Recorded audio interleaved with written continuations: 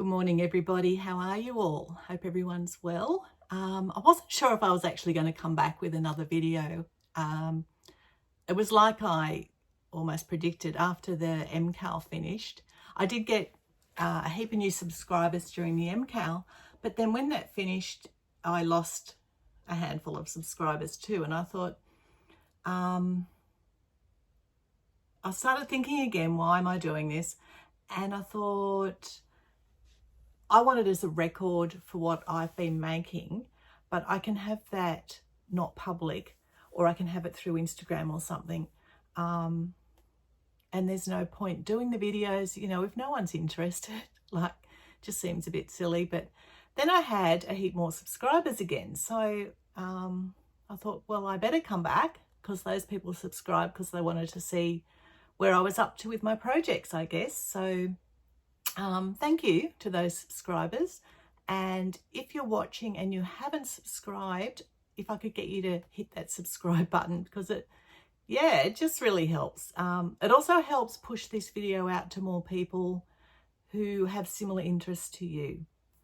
Ever since the MKAL finished, I think what happened in October was because I'm so focused on getting that MKAL done, and it's a personal challenge to keep up each week with the clues. So I rarely do any other knitting because I don't have time, and also because my hands are normally killing me. But once the MKAL finished, I just had a bit of cast-on-itis and a bit of like working on all the projects, and I have actually got some finished things to show you. So one of them I finished like the day of my last recording. So I did film a little bit because, as I said in that recording, it's for a gift. So I'll just pop that in now. This is the dinosaur vest by Crochet, I think. I can't find her on Ravelry, but I'll put a link to her Etsy shop where I got the pattern from. She also has a dinosaur vest, and she has, a dinosaur vest in adult size and a unicorn vest, which I think I don't know whether that's in adults or just in the children's. This one came in 3 sizes. I made the middle size, which is I think it's 1.5 to 3 year. And I'm not a great crocheter, but there are lots of videos linked, and I just followed the videos. And once you start, you realize how simple it really is.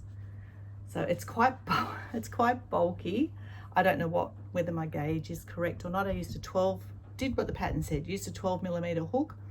I couldn't get the suggested yarn, but I got what I thought was the right gauge yarn, which I'll show you in a minute.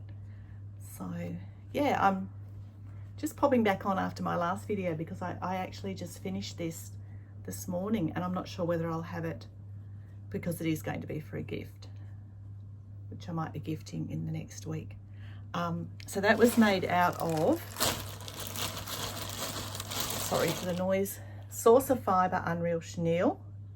I used exactly 5. I had a few little scrappy bits left, but otherwise I used 5 of those and a 12mm hook. This is quite a sturdy chenille. Like, I'm not a toy knitter, but I think this is actually quite a good one to use compared to the purple, which I only used, I think 25 grams, if that. This is the Portercraft Blanket Chenille. This is a lot softer. It's a little bit thinner, which is what the pattern said. It actually only used a 9mm hook, and it was just for the trim around each of the triangles. So it's a bit thinner than that one, and it's a lot softer, but I don't think the quality is as good. It just shreds. You can just see that's just pulling off. So I don't think I would like to be crocheting amigurumis or toys, or yeah. It was great for a bit of trim, and it is lovely and soft, but I think you'd have to work with it a lot more gentler than the Saucer Fibre Unreal Chenille. Okay, I'll chat to you again soon. Bye. And yeah, so that was the dinosaur vest. I was going to say it's a weird shape. It's not so much the shape, it's more the sizing. Like the two fronts are a lot bigger than what the back is. The back is quite narrow. So it'll be interesting to see how that actually fits. But yeah, so the other finished object I've got is my ironwork tee. And I can't remember who this is by. I knitted in the Skein Merino Silk Sport, which is a 50% silk and 50% merino. So you can see it's quite drapey. The darker colour is Tempest, and the contrast is called Hydrangea. When I was knitting this, it was quite very silky and slippery and shiny, as you would imagine a silk would be. But when I washed it, it actually bloomed and became more wool-like. It's still very soft and very drapey, but yeah, it really benefited from the blocking. There's a lot of sun I've got coming in through my window, so it's actually washing out the colour, but it's quite a dark blue with it's got some green undertones in it. It's a really lovely colour, that one, from Skein Yarn. Yeah, so I got that one finished. I'm quite happy with that. The other thing I got finished was the, I don't know if it's Bryce, which I was knitting out of hemp. Now, this one was like knitting with kitchen twine. It's 100% hemp yarn. I'll pop it on and show you. I'm not sure about this one.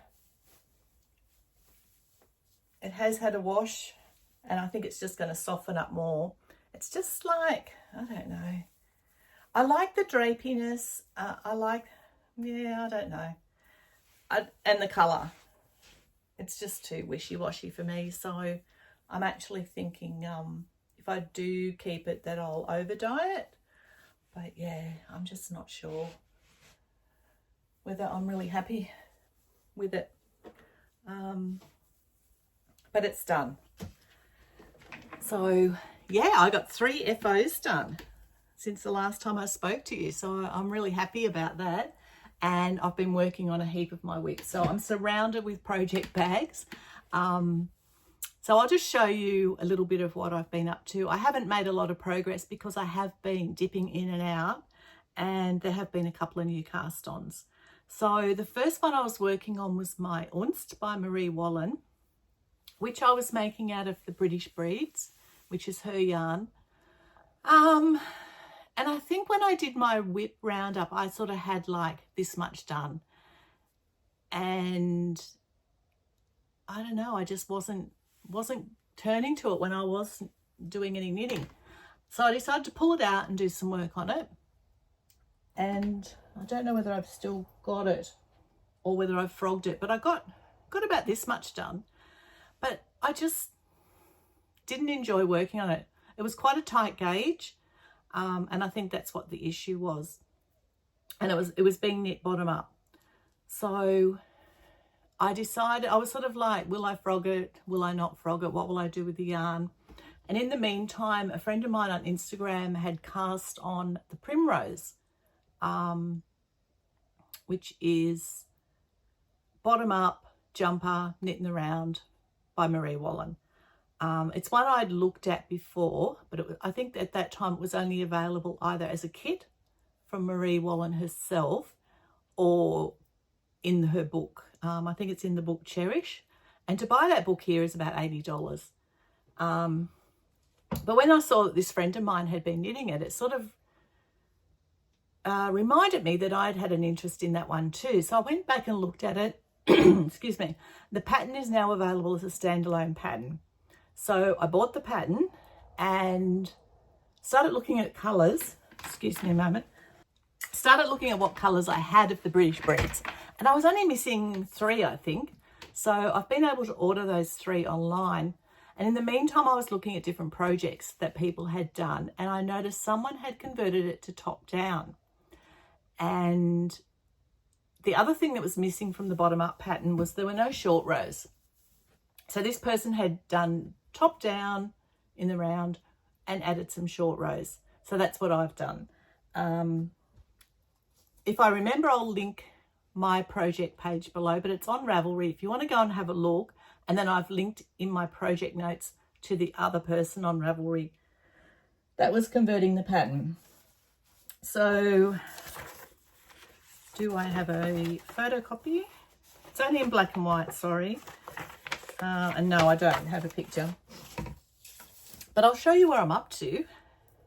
And the thing, I stopped because I had to wait for one of the yarns that I was missing.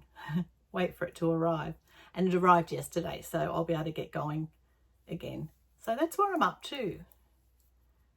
And I'm really enjoying this.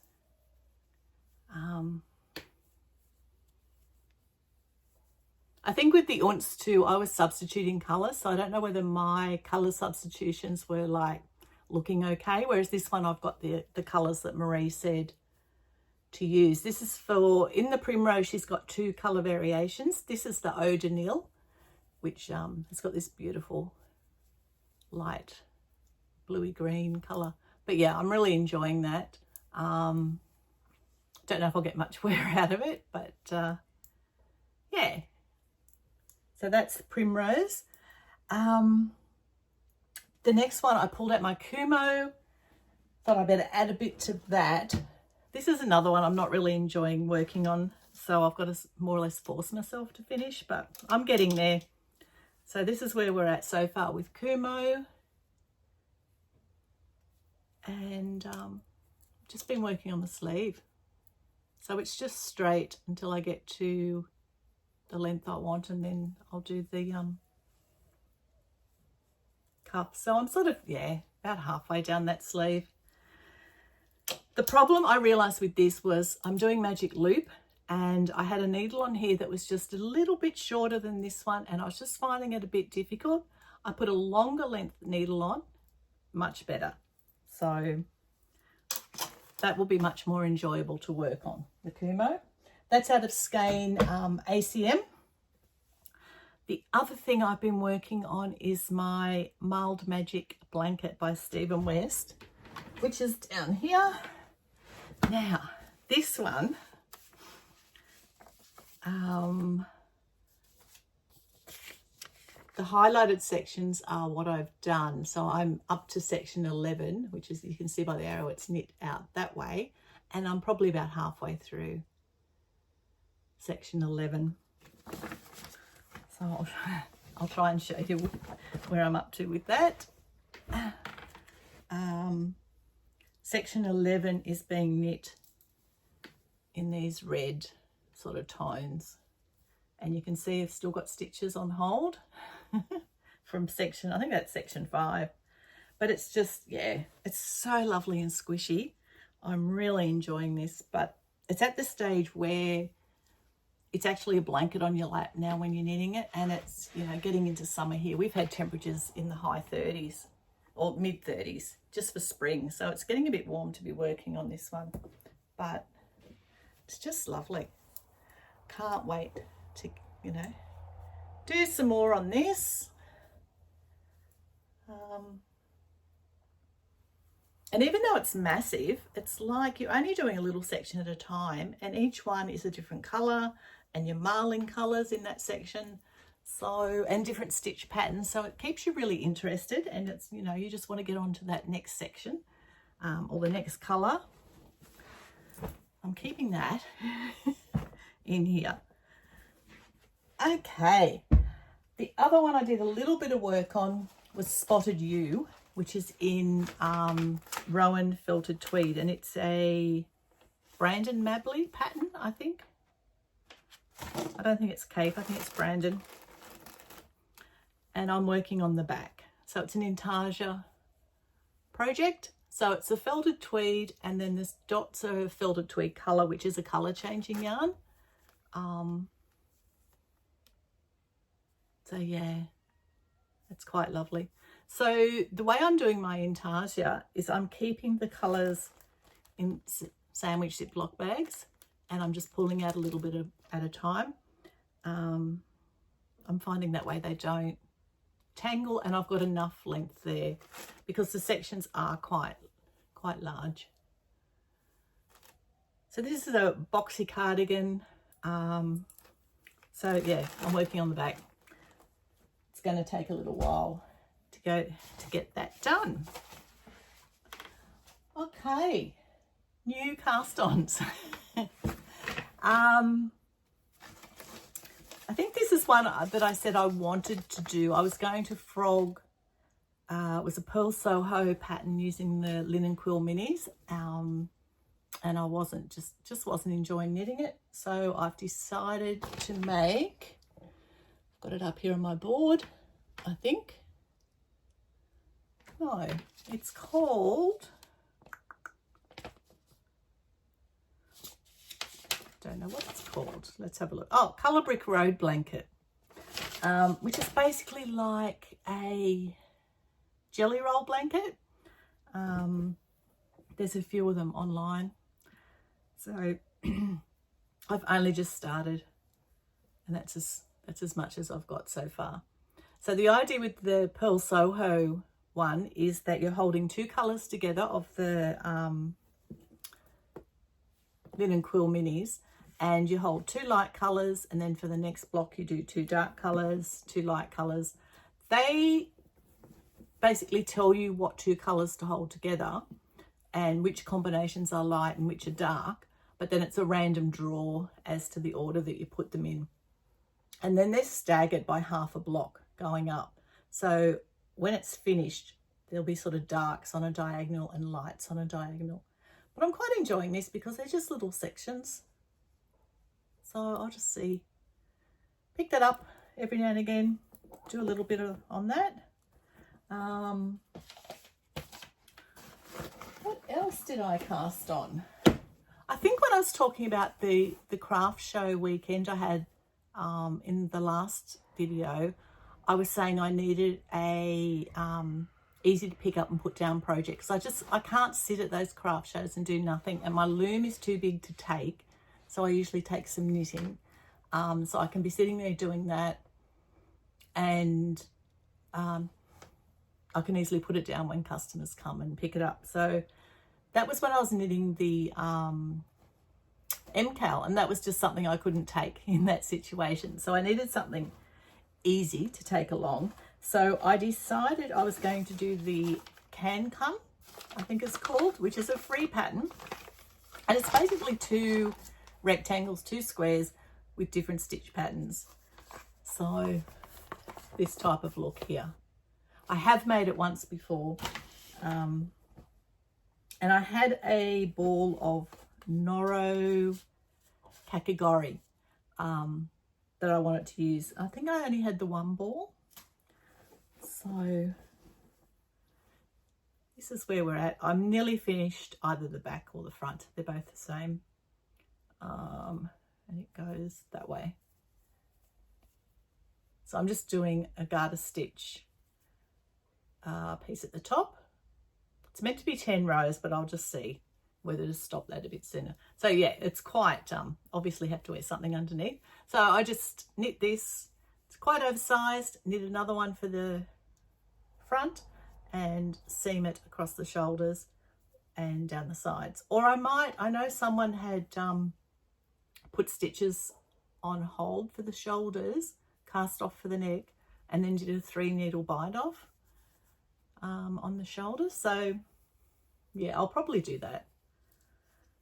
So that's that one. Was another cast on. So yeah, I think I'm up to about 12 whips at the moment, which is fine. I really don't want to cast on anymore. But I think it was just like the finishing of the MKAL, and it's just like, okay, I can knit whatever I want now. So I started knitting whatever I wanted. Yeah, so that's what I've been up to. I've done a little bit of weaving.